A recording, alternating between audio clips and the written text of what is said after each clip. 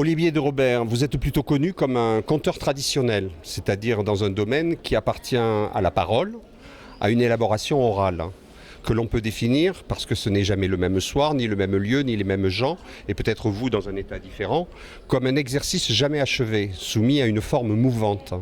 À vrai dire, un domaine qui se conforme assez mal avec le moule de l'écriture. Et pourtant, cette année, vous encore, vous complétez vos spectacles avec la publication d'un livre intitulé « Un pet au casque ». Oui, c'est vrai que, alors moi je suis dans la logique de la parole, effectivement, c'est ça qui fait l'essentiel de mon activité, de ma passion aussi, clairement. Mais je suis comme tout le monde, je subis la pression de mon entourage, voilà. Et dans mon entourage, y compris l'entourage du public, la demande de l'écriture est très forte. La demande d'un quelque chose qui permette de continuer la rencontre, de continuer l'aventure. Et donc l'essentiel de mes bouquins viennent de ça, quoi, de cette demande du public à ce qu'il y ait quelque chose qui suive le moment de parole.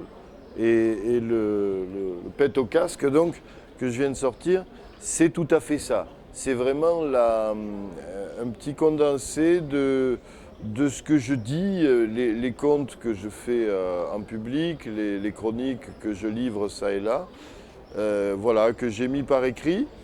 Et effectivement, je suis tellement dans une logique d'inachevé en permanence qu'à peine il a été mis sous presse que j'avais déjà des regrets en me disant telle histoire pourrait être dite autrement ou plus ou moins, etc. Donc j'ai toujours un goût d'inachevé sur mes livres, mais bon, au sens premier du terme, il faut tourner la page. Et pour ce qui en est des spectacles, Ben pour ce qui en est des spectacles, ils continuent. C'est toujours.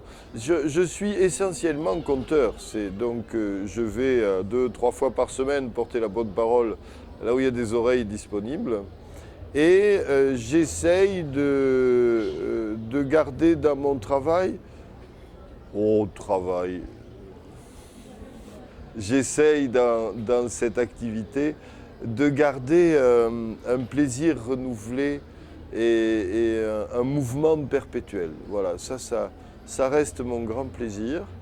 Et l'écriture est une sorte presque de repos, quoi. Quand je suis un peu seul dans les longues soirées d'hiver, je m'autorise l'écriture.